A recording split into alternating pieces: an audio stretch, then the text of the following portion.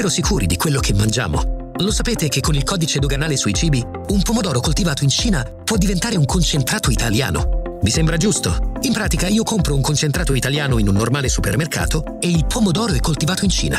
Ma è assurdo! Cosa c'è di italiano? Fermiamo il falso cibo italiano. Basta truffe. Qui si gioca con la salute delle persone. Coldiretti e campagna amica Nuoro Ogliastra vi invitano alla raccolta firme per abolire il codice doganale sui cibi. Firma la petizione in tutte le sedi Coldiretti e i mercati di campagna amica. Per mangiare genuino, per stare meglio. Elegante dallo stile moderno. Dalle 6 del mattino la tua colazione è dolce o salata e anche senza glutine. Caffè Noir, in centro a Tortolì. Momento aperitivo. I fantastici cocktail sono accompagnati da originali stuzzicherie create apposta per te. E la sera il freddo d'inverno non è più un problema. L'elegante Dior riscaldato farà la tua serata intrigante con le migliori selezioni di gin, rum, vodka, tequila e whisky provenienti da tutto il mondo. Caffè Noir Cocktail Bar, il tuo momento. Via Monsignor Virgilio 10 a Tortolì. Allora, per prima cosa facciamo questo shampoo purificante. Ora andremo a rilassare il capello con una bella maschera rivitalizzante. E per finire, messa in piega, inondiamo di profumo. Ma certo, abbiamo pensato anche a te. Amy Beauty Air presenta la nuova linea dedicata ai tuoi amici a quattro zampe. Shampoo e balsamo per un effetto davvero wow. Acquistali da Amy Beauty Air, via Macomer 1 dietro Banca Intesa a Tortolì, 0782 62 36 84. C'è un posto in Ogliastra dove oggi come un tempo il sacro incontra il profano. La magia degli antichi gioielli della tradizione, Spuligadentes, Nudeus e Sorighe Mari. Incontra le filigrane moderne alla boutique d'arte Orafa, Filigrana d'autore. Specializzati in produzione filigrana sarda, restauro gioielli, riparazioni, creazioni di pezzi unici, saldature e fotoincisioni laser. Regalati un ricordo senza tempo. Filigrana d'autore, Corso Vittorio Emanuele 27, Bari Sardo. Buonasera gentili radioascoltatori e gentili radioascoltatrici, eccoci qua, siamo giunti all'appuntamento con Nero su Bianco e questa sera parleremo del movimento cinematografico che sta animando la nostra bellissima isola. Abbiamo voluto intitolare questa trasmissione, questa puntata, la Nouvelle Vague sarda per parlare di questo argomento, per questa chiacchierata che si svilupperà lungo l'arco della serata. Abbiamo tre graditissimi ospiti. Inizio a salutare e ringraziare Mauro Aragoni in studio, grazie. Ciao, grazie a voi per l'invito. Ecco, è un regista e sceneggiatore e in videocollegamento abbiamo due suoi colleghi. Abbiamo Matteo Incollu. Ciao a tutti, buonasera. Grazie. Eccoci qua, grazie Matteo per la tua disponibilità e Simone Contu. Chiedo lumi alla regia, vediamo un attimino se riusciamo a collegarci anche con Simone Contu. Allora, in attesa che venga... Eccoci qua, grazie Simone anche a te per la tua presenza questa sera con noi. Allora chiedo alla regia di sistemare l'audio, anzi chiedo a Simone di accendere l'audio. Simone, perché noi ti vediamo ma non ti sentiamo. Eccoci qua. Buonasera Simone. No, ti sentiamo bassissimo. Credo che tu abbia ancora spento l'audio. Nel frattempo introduco l'argomento della serata.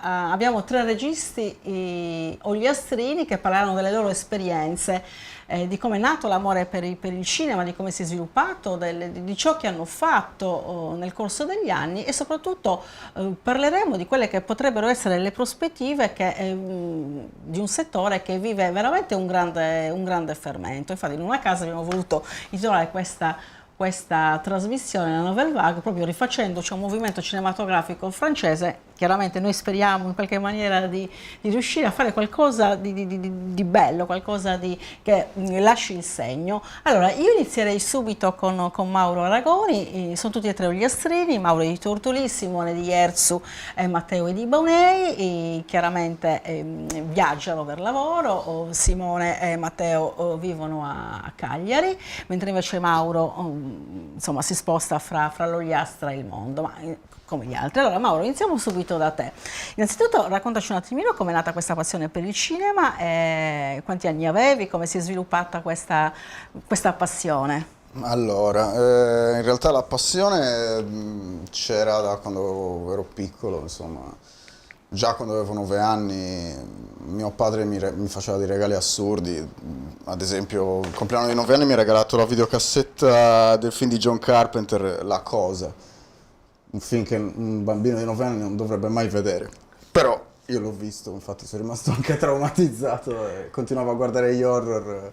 Ancora oggi dormo con la luce accesa perché mi fanno molta paura, però allo stesso tempo mi piacciono talmente tanto che continuo a guardarli, è un po' una cosa particolare, insomma, poi nel tempo, insomma, sono cresciuto, ho studiato altre cose, ho fatto musica, quando poi avevo 24 anni ho pensato cos'è quello che voglio fare, in realtà ho pensato forse è il cinema e allora da là ho iniziato a fare dei cortometraggi studiando da solo, insomma sono autodidatta, seguendo un po' anche altri professionisti, insomma in giro per il web, conoscendoli, facendo domande, rubando dappertutto qualsiasi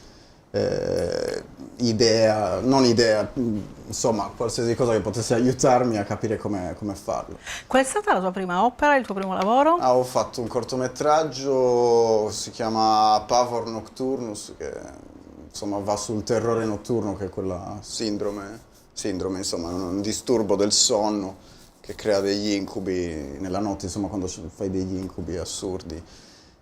L'ho girato da solo, completamente da solo, tutto in soggettiva. Era un cortometraggio ovviamente con tutti i difetti del caso. Ma è lì che hai capito che sarebbe stata la tua strada? Bah, forse, perché comunque alla fine era andato benino su YouTube, insomma era piaciuto, e da là poi ho continuato a fare cortometraggi finché non continuavo a sbattere la testa nel muro, sbagliando si impara, e ho continuato così. Che difficoltà hai incontrato all'inizio? Ma vabbè, cioè difficoltà ce ne sono all'inizio quanto anche adesso. All'inizio fai i cortometraggi con i tuoi amici, insomma li fai per imparare, poi la cosa infatti che dico a tutti quelli che chiedono come si entra nel mondo del cinema è fai i cortometraggi, poi li scrivi ai festival e cerchi di vincere qualche premio per farti conoscere. È l'unico metodo. Oltre anche se vuoi studiare, vai a DAMS, insomma vai a capire ancora meglio, e non lo fai da autodidatta, però sempre quello, fare i corti, scrivere qualcosa che puoi girare, perché poi il budget se no non ce l'hai. Sono limitati, all'inizio sempre, la gente a 24 anni insomma. Il primo errore che si fa di solito è scrivere un cortometraggio con attori che non hai, e allora prendi l'amico più vicino che ha una bella faccia e lo fai recitare, ma tanto poi cade a picco il corto perché la recitazione fa schifo, e quindi è sempre il primo errore. Infatti io dico sempre scrivete qualcosa che potete girare con le proprie mani senza un grosso budget, e questa è la prima cosa da fare. Chiarissimo, grazie Mauro per il momento, e mi rivolgerei adesso a Matteo Incollu. Matteo, per te è successa la stessa cosa? Come ti sei avvicinato al cinema? Ecco, vedo anche Simone Contu, che ringrazio. Simone, scusa un attimo Matteo, interrompo un attimo la chiacchierata con te per salutare Simone Contu. No, Simone, non riusciamo proprio a sentirti. Sul volume sta sul massimo, Eccoci. Ora ci sei. Grazie. Allora, Matteo, per te la scintilla con il cinema quando è scoccata? Anche per me, da quando ero piccolo, essendo appassionato di film, un po' cinefilo, quello lo sono sempre stato. Ero quello che a scuola smerciava le videocassette ai miei compagni di classe, però poi non credo di aver voluto fare il regista fin da piccolo, è stata una cosa che poi mi sono ritrovato anch'io a scoprire più avanti, da un lato cominciando a studiare un po' di più il cinema, e dall'altro con le esperienze dirette sul set, come assistente regia, soprattutto nei film che sono stati girati in Sardegna, soprattutto con Salvatore Mereu, ed è lì che ho iniziato insomma, a fare i miei primi passi come assistente, all'inizio volontario, poi sempre di più con un ruolo un pochino più importante, finché non ho deciso di provare a fare qualcosa di mio. E, come diceva Mauro, anche io ho iniziato con i primi corti, sia quelli fatti in casa con gli amici, un corto con mio zio, addirittura è un mio caro amico, e poi insomma scrivendo sempre cose un pochino più impegnative,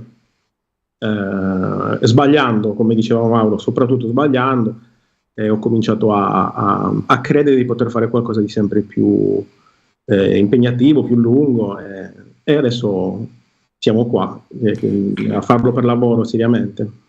E le tue difficoltà quali sono state inizialmente? Anche tu hai riscontrato problemi nel casting? Sì. Sì. I primi corti fatti all'università, ovviamente fatti con gli amici, magari i ragazzi di 20 anni che dovevano interpretare ruoli che magari avrebbero necessitato di anziani o a volte personaggi più giovani, però tutti facevano tutto. E poi piano piano si comincia a cercare gli attori più giusti per i diversi ruoli, con le età giuste, e non ti accontenti mai di quello che hai, anche perché poi impari dagli errori precedenti e puoi trovare veramente quelli che sono vicini ai personaggi che hai scritto. Quindi sì, anch'io ho avuto tante difficoltà all'inizio, naturalmente. Com'è stato lavorare con Mereu, che ricordiamo, insomma, è un regista affermato nel panorama nazionale?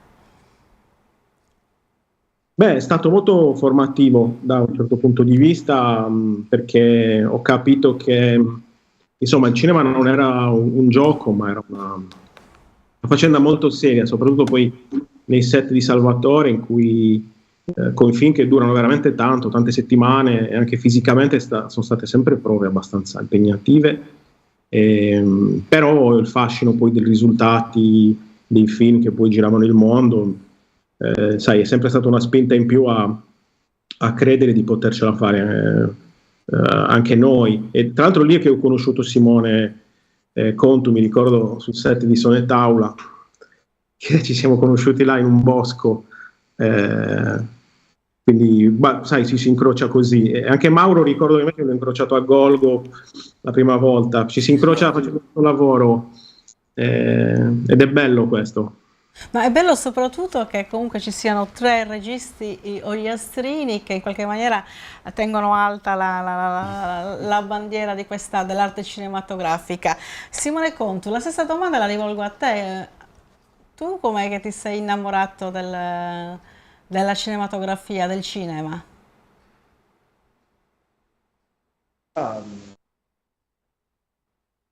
Piano.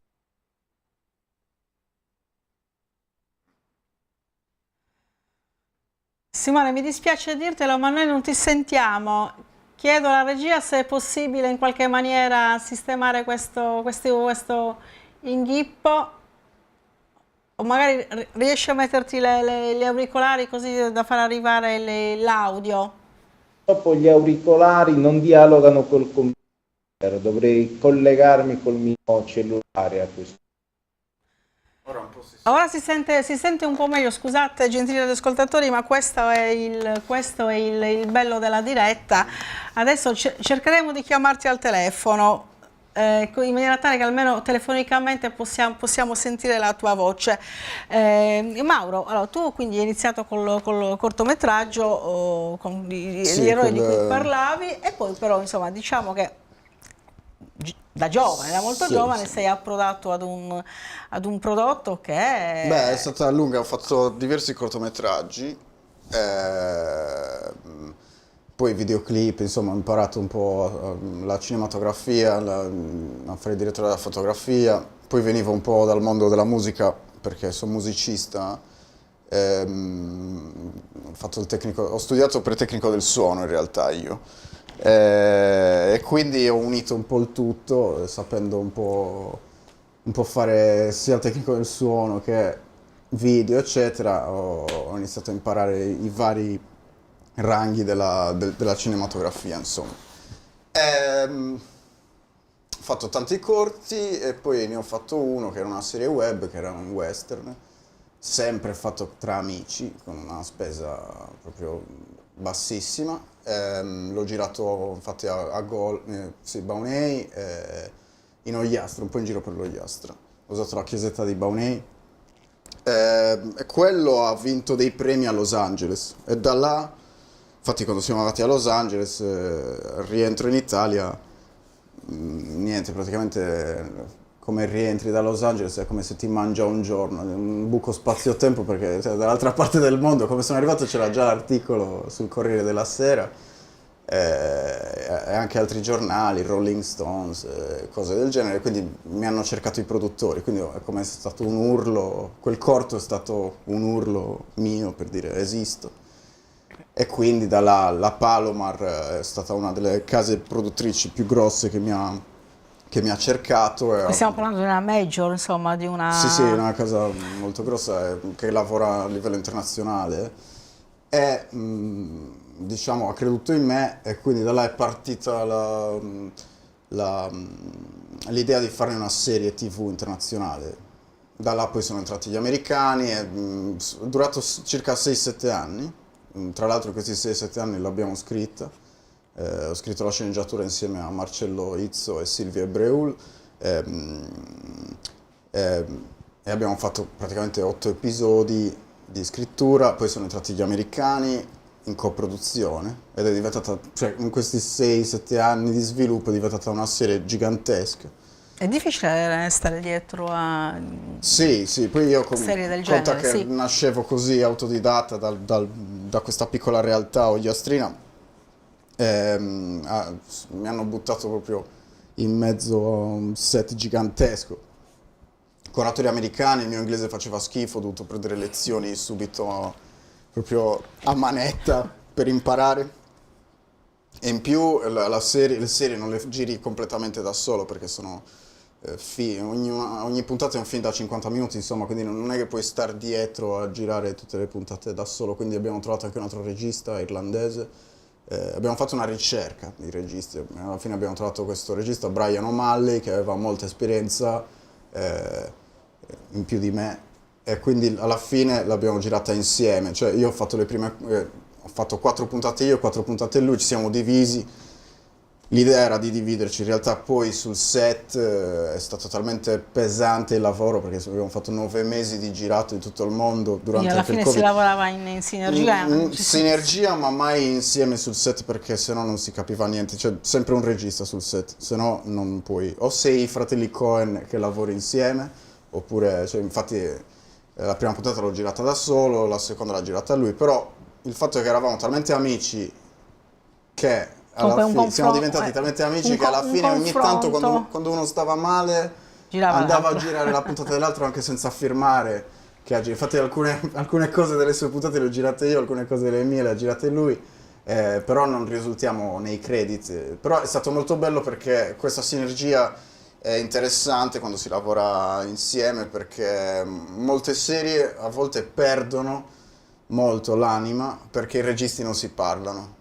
Ci sono serie, ad esempio Breaking Bad, ci hanno lavorato non so quanti registi, sono tantissimi. Il creatore ne ha fatto meno di altri registi che ci hanno lavorato. L'ho visto di recente, devo dire la verità, è stato insomma anche un bel E là pugno. c'era la sinergia dello showrunner che comunque reggeva i fili, eccetera. Spesso comunque capita che quest'anima viene persa proprio perché non ci sono confronti tra i registi durante... Quindi quel confronto è importante soprattutto nello sviluppo di una serie. Noi l'abbiamo avuto di brutto perché comunque io poi l'ho invitato in Ogliastra e si è fatto 20 giorni lui con la famiglia qua a Tortolì, cioè in realtà a Cea e poi stavamo qua in zona e ci siamo conosciuti molto prima di iniziare la serie e ci siamo detti siamo nella stessa barca, la dobbiamo portare a termine con lo stesso gruppo di persone e dobbiamo farcela, quindi se uno sta male l'altro lo copre. Chiarissimo. Vi dico alla regia che abbiamo Simone Contu. Eccoci. Buonasera Simone, grazie per la disponibilità. Allora, mi corre l'obbligo di riformularti la domanda. Tu quando hai iniziato a credere che il cinema potesse essere come dire, la tua vita, il tuo futuro lavorativo, come ci sei arrivato? Durante il periodo universitario. Poi dopo l'università ho fatto la scuola di cinema, insomma mi sono diplomato in produzione nel 2001 e poi dopo mi sono trasferito a Roma, ho fatto altri 10 anni a Roma, insomma la gavetta, poi sono rientrato in Sardegna, ho visto che comunque c'era un po' di giro e ho deciso di lasciare Roma, mi sono trasferito qui, ho fatto delle piccole cosette mie, insomma, come autore, ma soprattutto ho lavorato come location manager, ispettore, direttore di produzione, insomma. Poi in realtà il mio mestiere è questo. Ma come mai hai scelto di tornare in Sardegna? Io ho un legame con la terra, col mio popolo, con la mia gente. Quindi Ecco, guarda, tu mi dai la possibilità per fare una domanda che poi rivolgerò anche agli altri ospiti.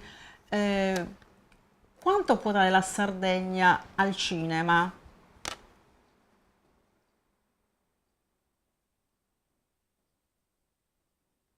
chi risponde? No, inizi tu, perché tu hai scelto di tornare. Era una domanda trabocchetto. No, assolutamente, anche perché a breve chiamerò in causa, anche se non c'è fisicamente, personalmente, ma so che ci stanno seguendo, chiamerò in causa anche il neo presidente della Film Commission, perché insomma, voglio dire, poi chiaramente un appello lo lanceremo anche alla Film Commission, perché io penso che, come è successo in altre regioni, il cinema possa svilupparsi in Sardegna più di quanto non stia avvenendo in questi ultimi anni. Quindi a te la risposta, Simone, quanto può la Sardegna dare al cinema e viceversa quanto il cinema può dare alla Sardegna? Ma la Sardegna può dare alla cinematografia ciò che passa attraverso lo sguardo dei suoi autori, sostanzialmente. Io sono molto laico, nel senso che penso che in tutto il mondo ci siano dei posti bellissimi, delle culture originali. La Sardegna ha le sue specificità che si riflettono e vengono rappresentate nello sguardo dei suoi autori, delle storie che scrivono, e poi spesso nascono delle ibridazioni, nel senso che gli autori che raccontano la Sardegna non sempre sono nati o vivono in Sardegna, ma vengono da fuori e i loro occhi rimangono incantati da ciò che vedono. Quindi la cinematografia nasce da un incontro anche tra cose lontane e che apparentemente potrebbero anche non appartenersi in un modo così diretto. Chiarissimo. Matteo, la stessa domanda la rivolgo a te, anche alla luce, ripeto, di questo movimento molto prolifico, di questa energia che si sta sviluppando. Pensi che ci siano i presupposti, ci siano le basi per far sviluppare il settore cinematografico nella nostra isola e soprattutto quali sono le condizioni perché ciò avvenga al meglio? Mi diceva Simone, certamente la Sardegna anche come luogo, diciamo, fisico può dare tantissimo. Ovviamente io ho una casa di produzione anche a Cagliari e spesso, come Simone sa, ci troviamo in contatto con tantissime troupe cinematografiche nazionali e internazionali che vengono qui a girare sia gli spot pubblicitari che i film, un po' perché la Sardegna offre a livello di paesaggio più che bellezza, questa certamente anche una certa varietà, dal mare alla montagna trovano veramente location, insomma, perfette spesso per i propri film, dal film più indipendente che posso girare io fino alla Sirenetta, quindi è un'isola particolare sotto questo punto di vista.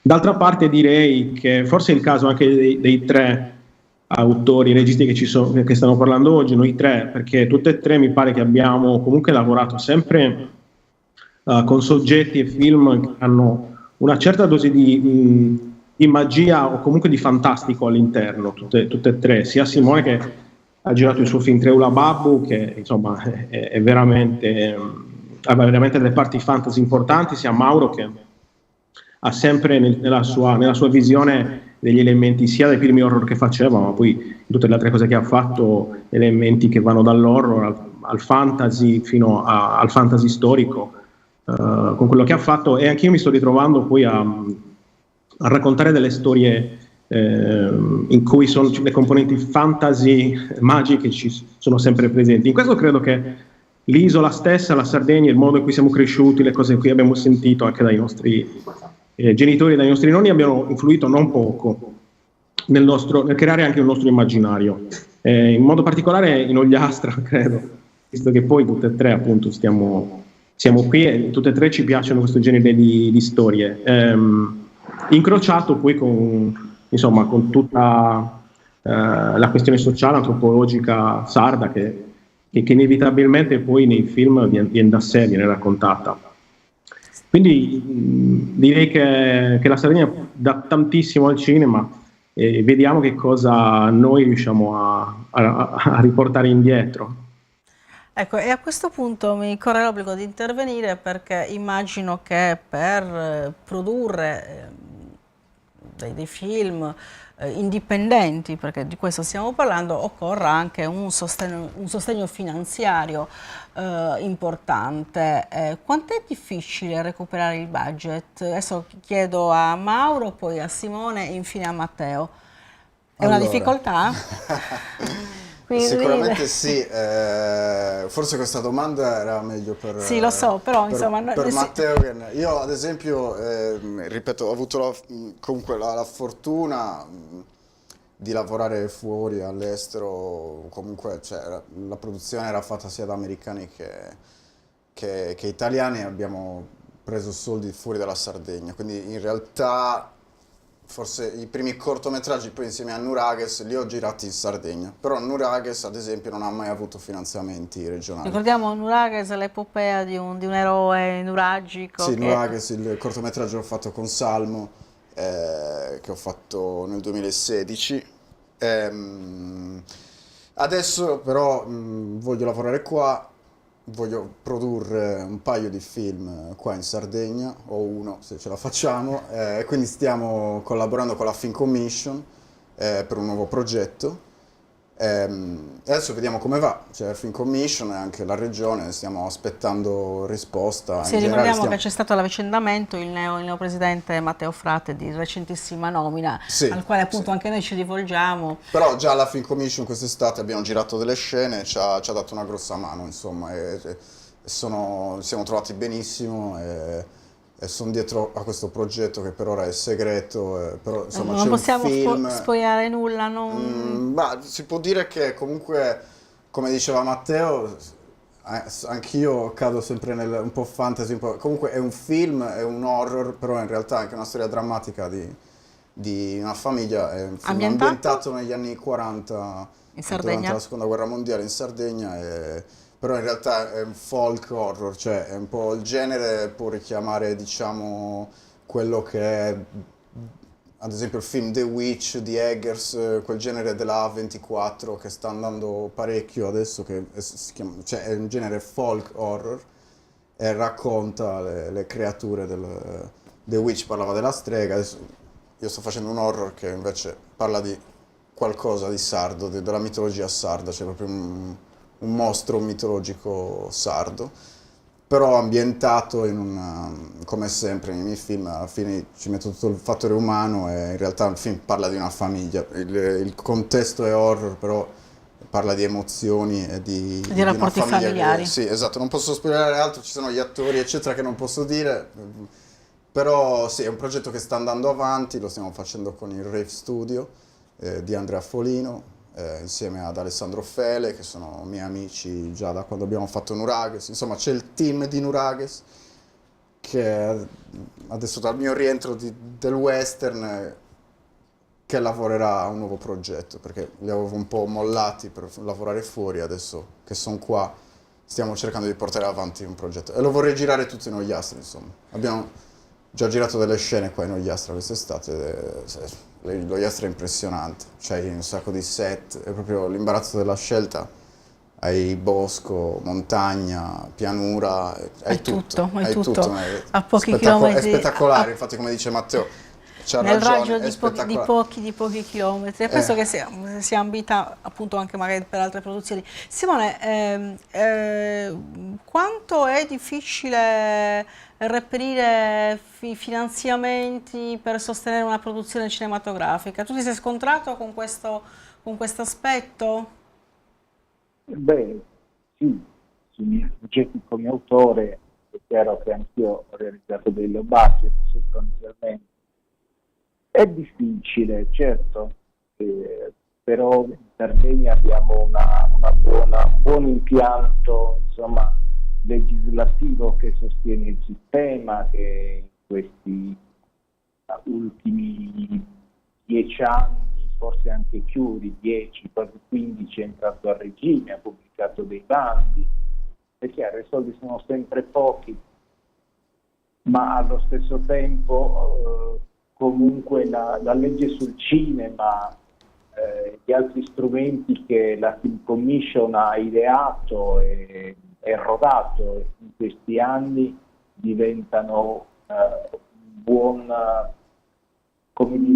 buon viatico poi nella ricerca di partnership, nel senso che si parte da una base regionale di sostegno finanziario per i progetti degli autori sardi, che poi offre la possibilità magari di agganciare un bando di finanziamento a livello nazionale, una coproduzione europea e quant'altro. Allo stesso tempo, però, penso che la ristrettezza finanziaria è chiaro che è un limite, ma non è necessariamente un handicap, nel senso che si può ovviare alla scarsità della risorsa finanziaria con una ricchezza creativa, anzi spesso è stimolo per trovare delle soluzioni che magari facilmente realizzeresti con una grossa disponibilità di denari, ma che in mancanza di questi in qualche modo ti devi inventare. Spesso, le soluzioni più originali nascono dall'input che ti dà la ristrettezza economica. Quindi di necessità virtù in qualche maniera, la necessità aguzza l'ingegno, quindi di fronte alla scarsezza di mezzi bisogna inventarsi qualcosa che magari funziona pure bene. Anche se poi se andate a chiedere agli autori se preferirebbero avere tanti soldi o pochi soldi, nessuno dirà pochi soldi. È così, Matteo? Sì, è così. Qui vedo che tutti sorridete, insomma. È sempre così. È normale. È proprio questo. Chiaramente poi le idee si adattano anche ai budget. Però questo è bello, anche questo mestiere. Anzi, forse sarebbe, me lo dico da solo, forse sarebbe peggio troppi soldi per fare i primi film, perché forse avendo troppe possibilità, esatto, non cresci, non costruisci, non sai veramente quello che vuoi, nel senso che poi dovendo fare poche cose, avendo poco tempo, scopri veramente quali sono le cose a cui tieni di più e tutto il resto per forza lo devi sacrificare, quindi rimangono le tue immagini, le tue ossessioni in qualche modo, che poi fare il regista, come anche penso fare lo scrittore o l'artista in generale, sia un po', insomma, filtrare il mondo attraverso la propria visione, e quindi rimangono le cose che più ti appartengono, no? Diciamo che il bello di avere pochi soldi, forse sì. Sì, va bene, insomma, diciamo che bisognerebbe trovare il giusto equilibrio appunto fra necessità e virtù. La virtù è data appunto dalla capacità dei registi e dei produttori di mettere in scena, di girare dei film, dei prodotti accattivanti, e con i pochi mezzi che sono a disposizione. E noi su queste considerazioni chiudiamo qui il primo blocco di interventi, perché la pubblicità incombe e io do la parola alla regia per la pubblicità. A voi regia.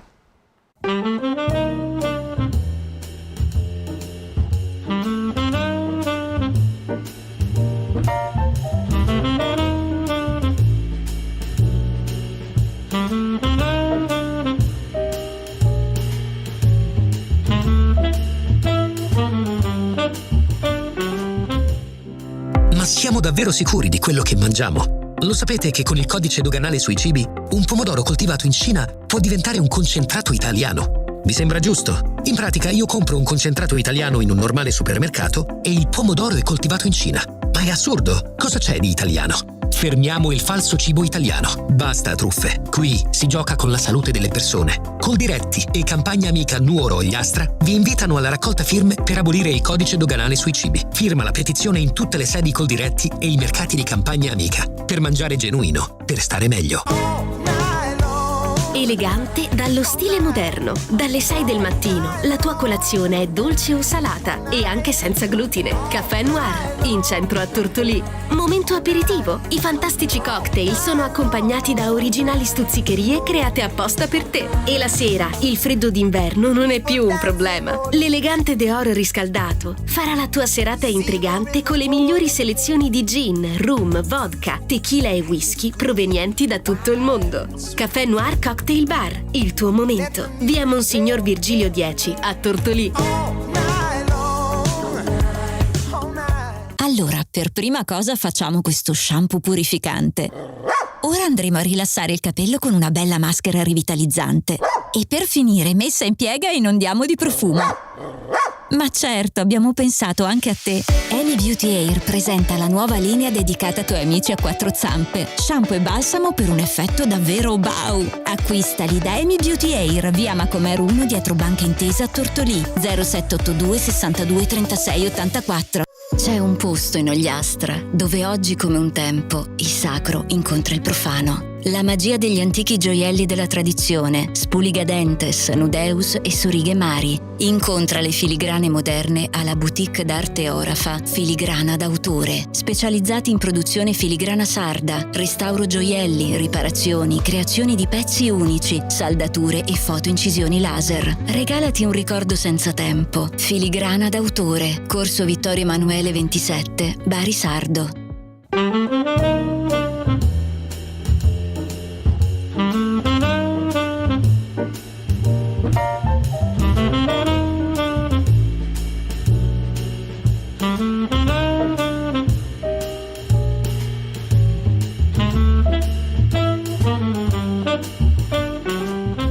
Eccoci qua, siamo in onda dai nostri studi di Radio Stella, nero su bianco, stiamo parlando della stagione interessante, anzi interessantissima, la Nouvelle Vague sarda, il cinema che sta in qualche maniera sviluppando un piano complessivo, perché a me pare di capire che veramente all'opera ci siano tanti protagonisti che a loro modo, ognuno come dire, con i propri codici espressivi, lavorano al cinema e lavorano anche bene. Però Mauro, i registi e i produttori hanno bisogno degli attori per realizzare il loro prodotto. È difficile trovare attori in Sardegna? Vi rivolgete all'esterno? Oppure diciamo che al pari dei registi e dei produttori in Sardegna c'è come dire, una classe emergente di attori? Passatemi questo termine anche se non è proprio corretto. Beh, allora, ci sono sicuramente lo stesso, la Sardegna, cioè, siamo pochi. Ecco, sì, già gli esseri umani sono pochi. Anche i registi sono pochi, eppure gli attori, quindi, però in realtà ce ne sono tanti, tanti sono bravi. Io ad esempio non ho ancora avuto la fortuna di lavorare a un film completamente sardo, ma come ti ho detto prima ci stiamo lavorando a 2 progetti. Ti ho parlato di quello degli anni 40, ce n'è un altro in realtà che è proprio autoprodotto col Riff Studio, che è ambientato ancora più indietro nella storia sarda, e quello avrà attori internazionali e sardi. Trovarli, sì, non è semplice, come non è mai semplice trovare attori bravi anche nel mondo, perché l'attore, essendo un artista, trovare proprio quello che ti sfonda lo schermo appena non è semplice, però ci sono. E ci Poi sono sulla diverse base di realtà. quella Ci sono sceneggiatura diverse del realtà. Io, ad protagonista. esempio, sì, io ad esempio per questo film che stiamo facendo, di cui stiamo aspettando finanziamenti eccetera, comunque stiamo portando avanti col Riff Studio, io ho fatto tanti provini per trovare un'attrice sarda emergente. E comunque grazie a Maurizio Pulina, che è un attore sardo molto bravo, che ha fatto i miei primi lavori, insomma, lui ha una scuola, sta formando tanti giovani attori che secondo me stanno spaccando, infatti grazie anche a lui ho trovato questa attrice. Bisogna saper cercare, bisogna avere tatto, bisogna avere occhio e orecchio, ci sono. E ripeto, non è semplice. Io arrivo da una produzione enorme, americana, italiana e francese, dove c'era la direttrice del casting che mi passava i provini di attori che avevano lavorato a serie e film famosissimi.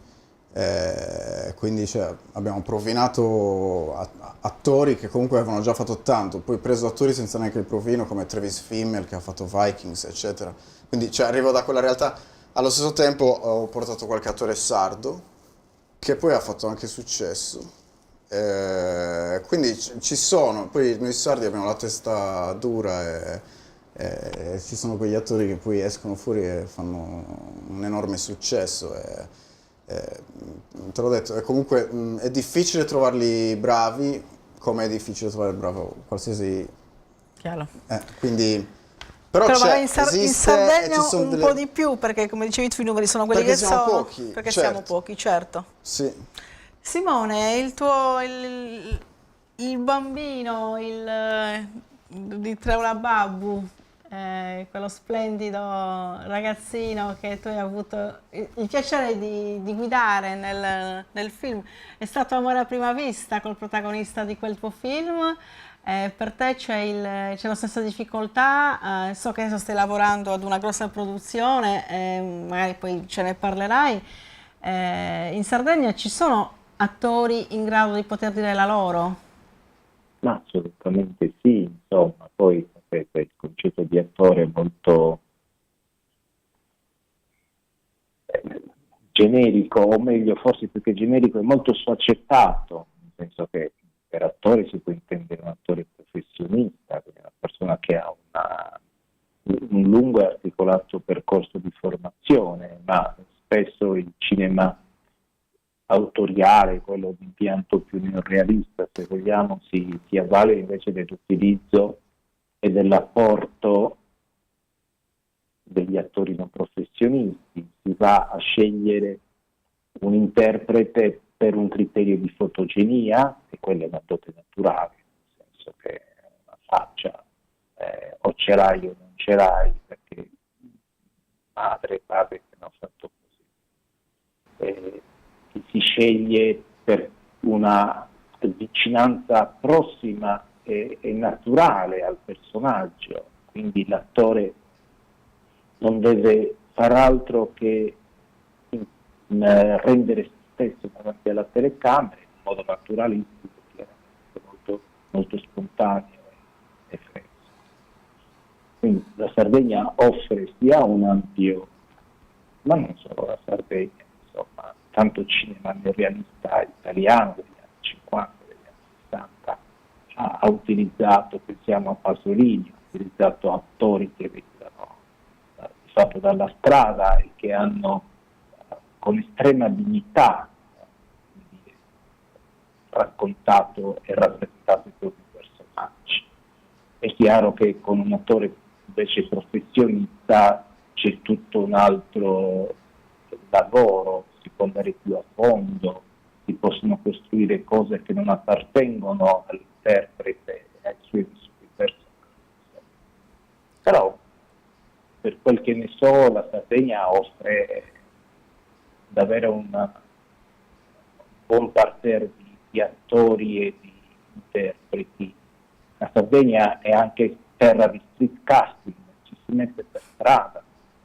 Matteo lo sa bene, che ha lavorato tanto con Salvatore Merelli, si mette per strada, si va in giro per le sagre, per gli eventi, e si cercano volti, facce, suggestioni tra la folla. Penso che anche da un punto di vista umano sia un'esperienza meravigliosa. Lo chiediamo a Matteo. Matteo, quali sono i requisiti che devono avere i tuoi attori? Beh, dipende sicuramente dal progetto.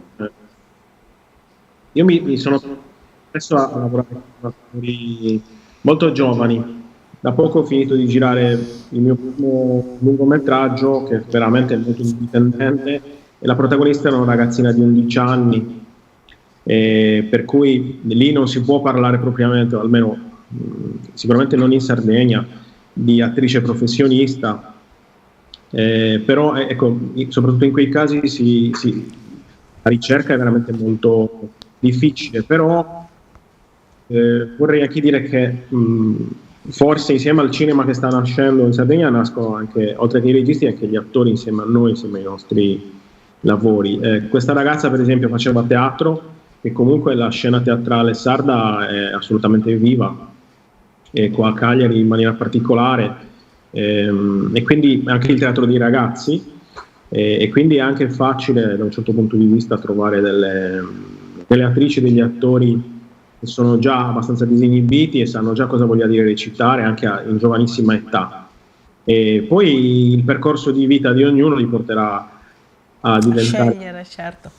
magari un'attrice professionista oppure scegliere altri percorsi. Quindi io di solito lavoro spesso con i ragazzini, è una cosa che per le storie che ho scritto fino adesso, è sempre stata, insomma, sono sempre stati i ruoli maggiormente importanti, ma ci sono le persone, ci sono i talenti ovunque, bisogna cercare, ma ci sono. Abbiamo parlato quindi di finanziamenti, di budget, di casting, ma adesso parliamo anche di distribuzione.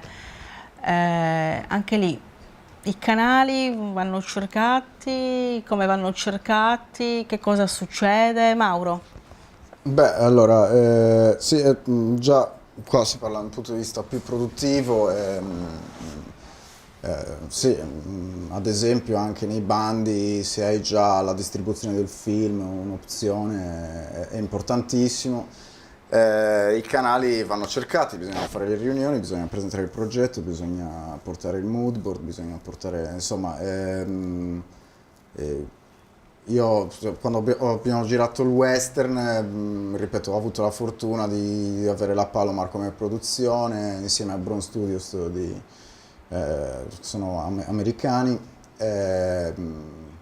La cosa strana era che abbiamo girato senza la distribuzione iniziale, ce ne siamo fregati altamente della distribuzione, abbiamo girato direttamente il film, la serie, ed mentre che la giravamo si montava e poi hanno trovato la distribuzione. In questo caso hanno firmato con AMC, che è il canale che ha fatto Breaking Bad. Ero molto contento che avevano firmato con AMC perché dava libero spazio alla mia arte. Già mi stavano dicendo di censurare delle cose che poi non sono state censurate, sì, grazie al fatto problemi, certo. che è entrata AMC, perché magari entrava un'altra distribuzione che voleva, insomma, voleva qualcosa di più adatto a un pubblico, e quindi avremmo censurato tutto, perché la distribuzione è comunque importantissima. Partendo dall'indipendente, insomma, non è semplice, ma si trova. Adesso forse Matteo ne sa di più, perché, ripeto, io mi sto avventurando nell'autoproduzione adesso, soprattutto in una produzione fatta completamente in Sardegna. Quindi chi vivrà vedrà, da insomma. qua a un anno, esatto, quindi c'è già interesse in realtà distributivo da fuori. però vediamo anche come procedere, perché ci sono tante cose da capire. Simone, tu hai incontrato difficoltà alla distribuzione? Ma guarda, per le pochissime esperienze come autore sulle mie, che conto proprio sulle dita di una mano, più che difficoltà, sai, è la forza delle storie che racconti, dei progetti, perché tutti possiamo avere accesso ai festival, no? Quindi, come dire, è un discorso molto complesso, anche perché non esiste progetto di per sé, ci sono varie tipologie di progetti, quelli più industriali, quelli più autoriali, ci sono tantissime possibilità, canali distributivi, soluzioni. Io ho fatto un piccolissimo film indipendente, quasi autoprodotto, che è stato Treula Babbu, è stato mandato alle selezioni dei festival, infatti non è stato preso,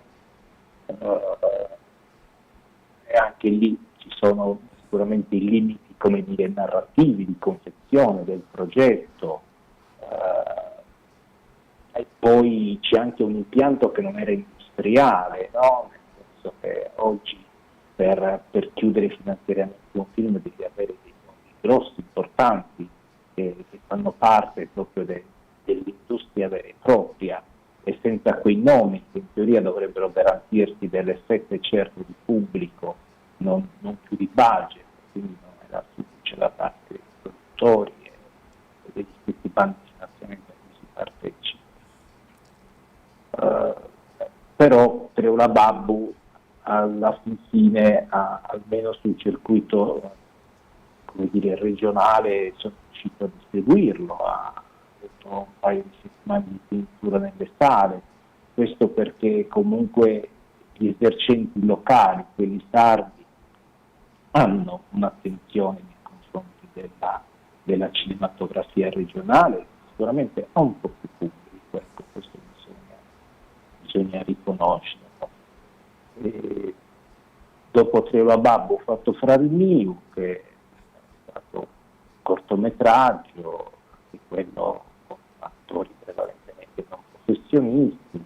Abbiamo fatto le selezioni ai festival, insomma, quelli grossi non l'hanno preso, è stato preso in piccoli festival, insomma, di seconda o terza fascia, così vengono definiti. Ha avuto una sua distribuzione. Questa è tutta l'esperienza che posso portarvi dal punto di vista di autore, dell'esperienza che ho avuto come autore. Chiaro. Matteo, veniamo a te. Tu come ti muovi? Allora, la distribuzione certamente, come hanno già detto i miei amici e colleghi, non è uno snodo facile, però è anche fondamentale, perché poi essendo noi produttori, in un certo senso, essendo anche, appunto, io avendo una casa di produzione, abbiamo anche il problema che poi bisogna vendere i prodotti che si producono. Ovviamente io per adesso ho fatto, a parte l'ultimo lavoro che ancora però è in fase di montaggio, cortometraggi che hanno un circuito tutto loro. Alla fine si riesce a vendere anche quelli, però ovviamente si parla di una distribuzione ben diversa. Come diceva Simone, per i lunghi, e come diceva anche Mauro, è più difficile. Oggi, in un mondo dove poi la serialità e anche le crisi delle sale cinematografiche, insomma, ci mettiamo dentro tutto, rendono ancora diversa la distribuzione. Sicuramente le piattaforme, diciamo, video, quelle che insomma utilizziamo a casa per vederci il film, richiedono una quantità di contenuti sempre maggiore, quindi i film sono sempre molto richiesti, ovviamente. Per essere vendibili nel mercato chiaramente servono servono dei nomi che probabilmente a volte sono, appunto, avendo degli attori famosi è più facile vendere un film, avendo un traino di un buon festival, chiaramente un festival che va a Venezia ha possibilità di essere venduto. Devo dire che tra tante difficoltà, però insomma il cinema sardo ci ha dato dei grandi esempi e continua a darceli, voglio dire, da Salvatore Meleu per primo, ma anche Bonifacio Angius, lo stesso Mario Piredda più giovane, hanno tutti firmato lungometraggi che poi sono andati sono stati venduti, sono stati distribuiti anche fuori dalla Sardegna, per cui senza avere grandi attori, senza avere grandi budget soprattutto, e questo è per la forza delle storie, per la forza dei registi, quindi una strada c'è, ed è quella che già insomma il cinema sardo ci sta indicando. C'è grande attenzione per le cose che si fanno in quest'isola sicuramente. Mauro concorda, ma noi siamo arrivati al secondo blocco pubblicitario. Io do la parola alla regia per la pubblicità, poi concluderemo la nostra chiacchierata sul cinema in Sardegna. A voi regia.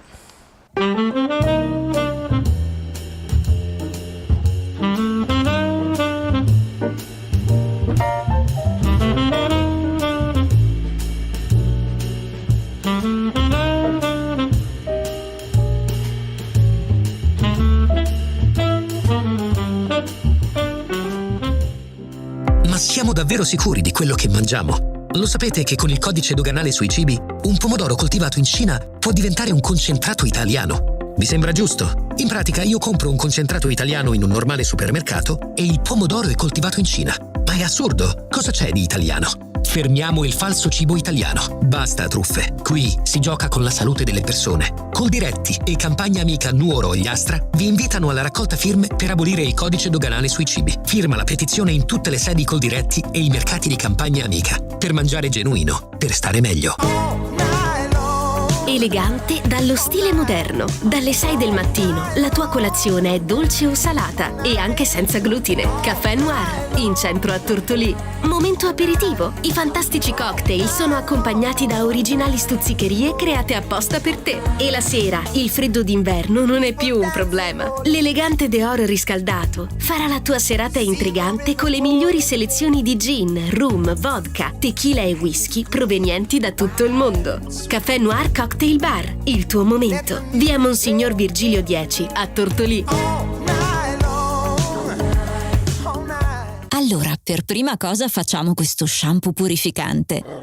Ora andremo a rilassare il capello con una bella maschera rivitalizzante. E per finire, messa in piega, inondiamo di profumo. Ma certo, abbiamo pensato anche a te. Amy Beauty Air presenta la nuova linea dedicata ai tuoi amici a quattro zampe. Shampoo e balsamo per un effetto davvero wow! Acquistali da Amy Beauty Air, via Macomer 1 dietro Banca Intesa a Tortolì, 0782 62 36 84. C'è un posto in Ogliastra dove oggi come un tempo il sacro incontra il profano. La magia degli antichi gioielli della tradizione, Spuligadentes, Nudeus e Sorighe Mari. Incontra le filigrane moderne alla boutique d'arte Orafa, Filigrana d'autore, specializzati in produzione filigrana sarda, restauro gioielli, riparazioni, creazioni di pezzi unici, saldature e fotoincisioni laser. Regalati un ricordo senza tempo. Filigrana d'autore, Corso Vittorio Emanuele 27, Bari Sardo.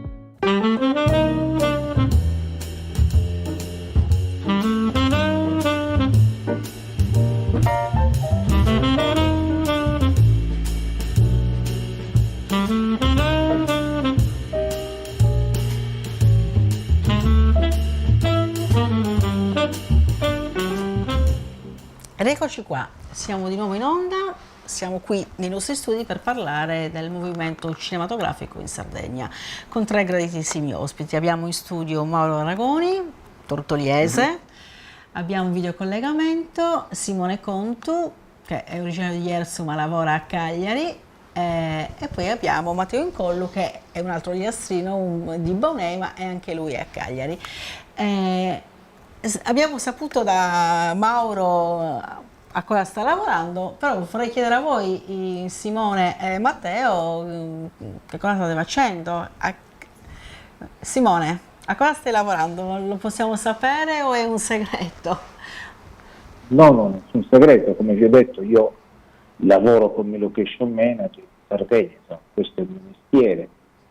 E adesso sto preparando le riprese del film di un regista romano che si chiama Riccardo Milano, che verrà girato insomma qui in Sardegna. Le riprese sono previste come inizio per metà febbraio, circa una commedia con un cast nazionale, come tante, insomma, ecco, Sardegna è terra di progetti, ripeto, adesso non vorrei tornare sugli argomenti affrontati prima, ma questa legge regionale è davvero una buona cosa. Diciamo che oltre agli autori locali, quindi alla cinematografia sarda, insomma, quel sarda, abbiamo tutta una serie di progetti industriali che arrivano nell'isola attratti dai cofinanziamenti, insomma, e come da più parti si dice, ogni euro che la Sardegna investe nel settore poi garantisce un ritorno economico importante, perché vieni a spendere anche budget che arrivano da oltremare, insomma, portati nel film di Riccardo, che su 8 settimane circa di riprese ne farà quasi 7 in Sardegna, viene a spendere i soldi del Ministero, i soldi di Netflix, insomma, le piattaforme che producono il progetto, e di fatto li lascia sul territorio. Ecco, questo è molto importante. E questi finanziamenti, questo sostegno della Sardegna fa in qualche maniera da contraltare invece ai tagli decisi a livello nazionale. Simone, come è stata vista questa iniziativa statale da voi che lavorate nel settore? Ha preoccupato i produttori, perché chiaramente il tax credit ormai era un sistema virtuoso di finanziamento del settore, e lo stop che questa amministrazione, questo governo nazionale ha voluto imporre accampando la necessità di una riorganizzazione generale del settore, di fatto ha portato ad un fermo importante, di cui forse in Sardegna non so quanto possa essersi sentito. Se devo portare la mia esperienza personale, io non ho mai lavorato tanto come in questo ultimo anno e mezzo. Quindi non so, però c'è una effettiva preoccupazione. Paradossalmente l'anno scorso ho lavorato di una serie per Sky Studios, una serie internazionale di lingua inglese, e la troupe, l'esecutivo era italiano, quindi diciamo Sky Studios Inghilterra ha subappaltato a una società italiana la realizzazione di questa serie, che è stata interamente realizzata in Italia, e i colleghi romani dicevano: siamo tra i pochissimi che quest'inverno, perché abbiamo cominciato a lavorare a febbraio scorso, stanno lavorando. La maggior parte dei nostri colleghi a Roma sono fermi. Ma vediamo come andrà a finire anche questa vicenda. Matteo, possiamo sapere cosa stai lavorando tu in questo momento? No? Sì, certo. Me lo racconto. Io sono al montaggio come vi dicevo prima, del mio primo lungometraggio che ho girato l'estate scorsa, che è un film indipendente, molto indipendente, che ha ricevuto un finanziamento anni fa dalla Regione Sardegna, e con quello e pochi altri fondi abbiamo alla fine deciso, durante l'estate scorsa, pur di non perdere il finanziamento e pur di fare il film, ho deciso di girarlo a tutti i costi, nel vero senso della parola.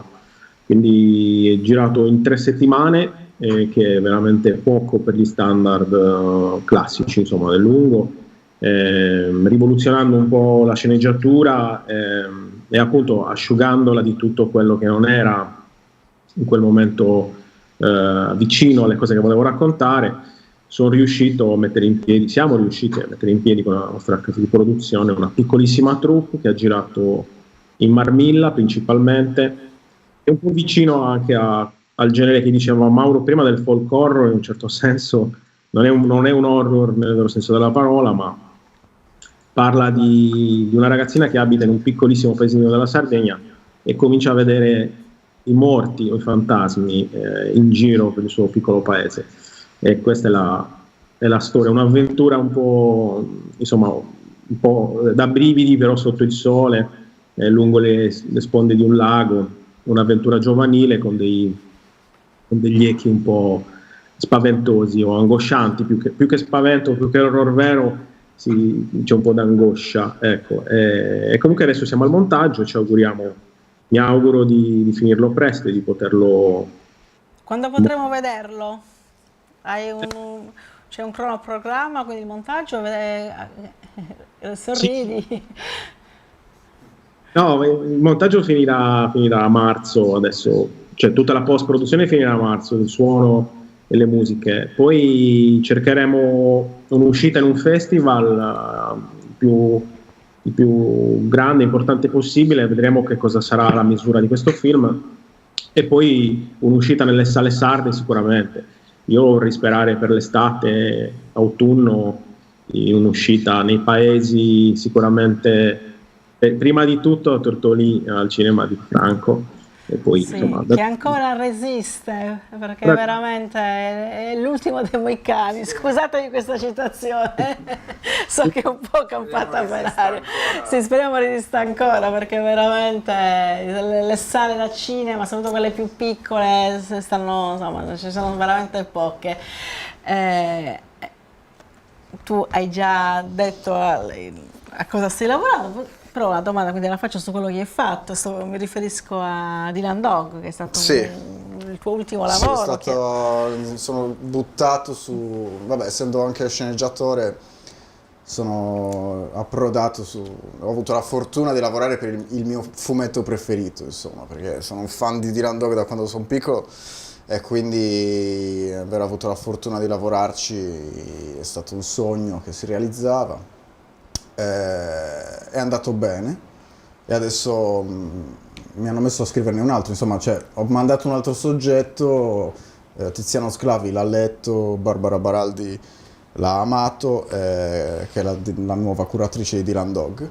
Niente, quindi adesso infatti sono arrivato qua che avevo gli occhi così, perché sono sulla sceneggiatura. È tutto un altro linguaggio il fumetto, però allo stesso tempo si avvicina molto al cinema, quindi è un po' come la trasposizione, fare lo storyboard, esatto. È più difficile? Ma alla fine la sceneggiatura è un po' più difficile, perché nella sceneggiatura di un fumetto devi segnare a ogni vignetta, cioè fai sia lo storyboard che location manager, che regista, che sceneggiatore, che costumista, che direttore della fotografia, perché comunque al disegnatore gli devi dire tutto, lasciandogli anche l'interpretazione di alcune cose, anche di diverse cose.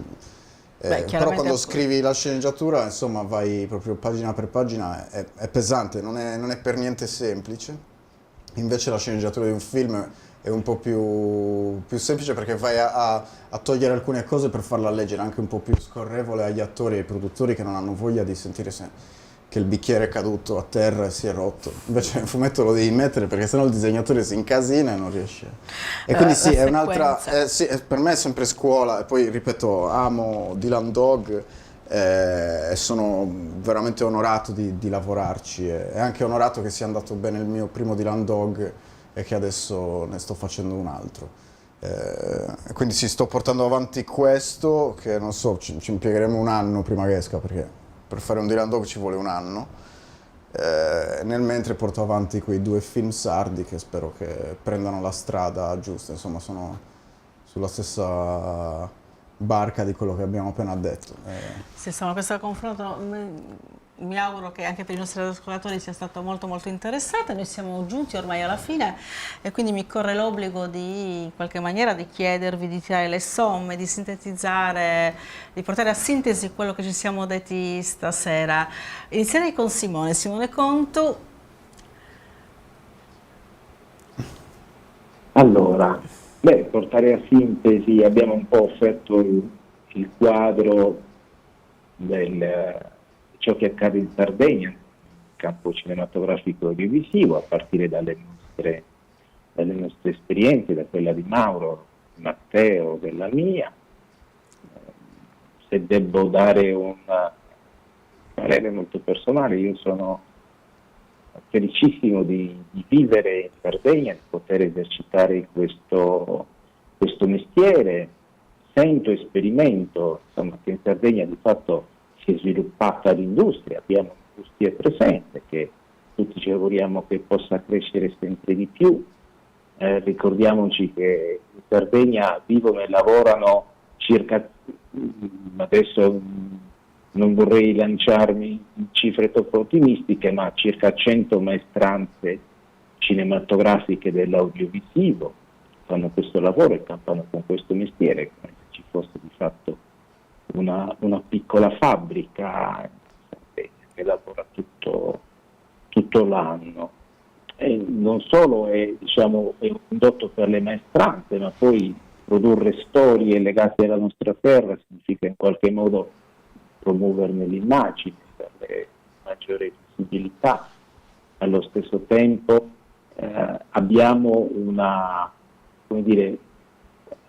gruppo di intellettuali e di artisti, un altro aspetto importantissimo, che raccontano una terra, che elaborano dei linguaggi, e lasciano una traccia nella storia, che poi si chiama patrimonio culturale della Sardegna. No? Quindi, da parte mia il bilancio è più che positivo, anche grazie al lavoro che la Film Commission ha saputo fare in questi ultimi 15 anni. Grazie Simone per le tue riflessioni. Mauro? Sì, come ho appena detto, sono anch'io fiero di quello che sta diventando la Sardegna. Insomma, cioè, anche io non ho mai lavorato con la Film Commission, ma ci ho lavorato fino ad ora. Ho lavorato quest'estate con loro, sono stati dei grandi, assolutamente ci hanno dato una mano, ci hanno proprio aperto le braccia, e quindi sono fiducioso e spero davvero che continui una specie di rivoluzione sul cinema sardo e che noi autori dobbiamo portare fuori sempre di più, senza mai mollare. Non è semplice perché abbiamo parlato di budget, cose. Poi, come diceva Matteo, anche il fatto di andare a tagliare, che alla fine vai sempre a tagliare, il budget non basta mai, è sempre meno di quello che pesi, vai a tagliare, però ti sveglia un po' l'arte, quindi vai sempre al succo del film, e questo un po' aiuta all'autore anche a capire cosa vuole fare, perché prima si è detto, quando si ha troppo budget, è vero, e questo è un problema, se hai tanto budget puoi anche sbagliare il film. Questo succede. Ci sono stati dei film che sono stati dei flop pazzeschi, nonostante dei budget stellari. Esatto. Sì, se hai talmente tanto budget puoi fare tutto. Io mi ritrovo in realtà a svegliare la parte giusta di me che fa bene il film solo quando mi dicono non ci sono i soldi per farla questa cosa.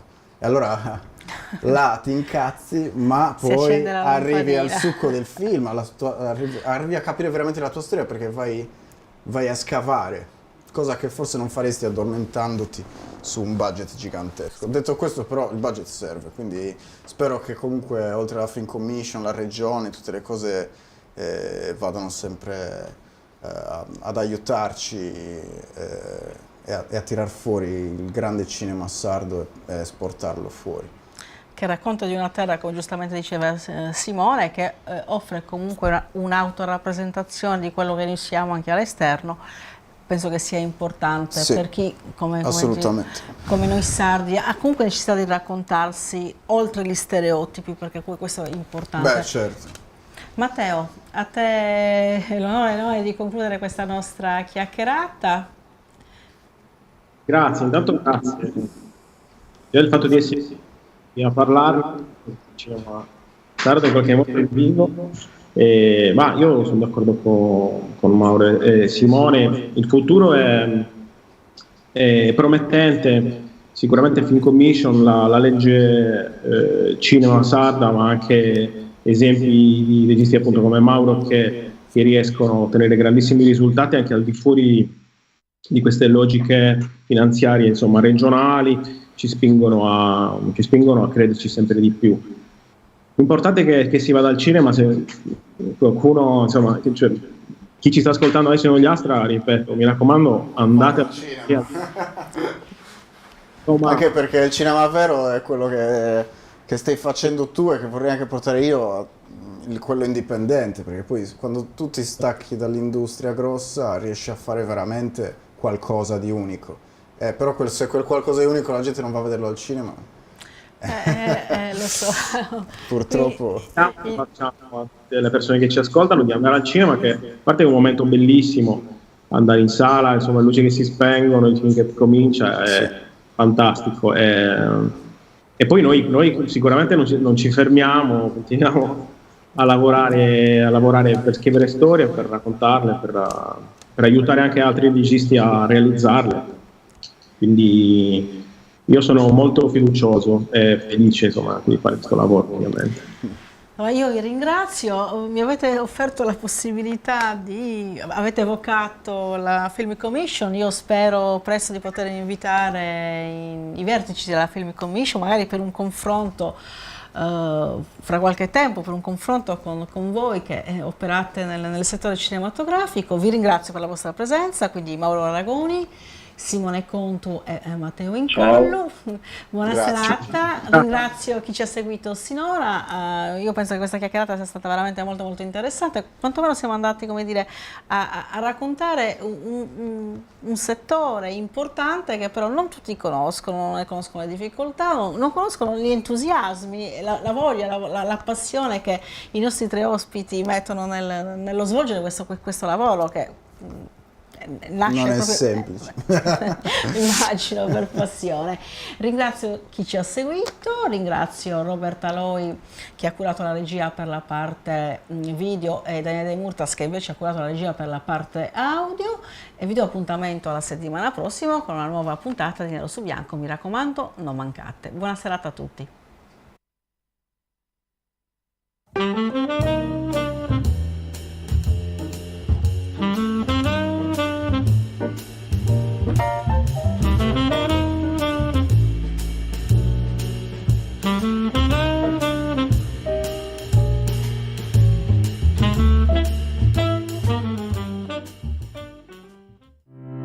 Siamo davvero sicuri di quello che mangiamo? Lo sapete che con il codice doganale sui cibi, un pomodoro coltivato in Cina può diventare un concentrato italiano? Vi sembra giusto? In pratica io compro un concentrato italiano in un normale supermercato e il pomodoro è coltivato in Cina.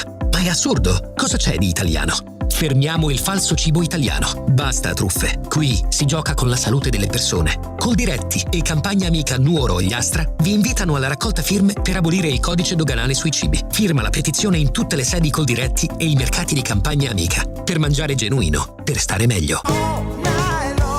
Elegante dallo stile moderno. Dalle 6 del mattino la tua colazione è dolce o salata e anche senza glutine. Caffè Noir, in centro a Tortolì. Momento aperitivo. I fantastici cocktail sono accompagnati da originali stuzzicherie create apposta per te. E la sera, il freddo d'inverno non è più un problema. L'elegante Deor riscaldato farà la tua serata intrigante con le migliori selezioni di gin, rum, vodka, tequila e whisky provenienti da tutto il mondo. Caffè Noir Cocktail Bar, il tuo momento. Via Monsignor Virgilio 10 a Tortolì. Allora, per prima cosa facciamo questo shampoo purificante. Ora andremo a rilassare il capello con una bella maschera rivitalizzante. E per finire, messa in piega, inondiamo di profumo.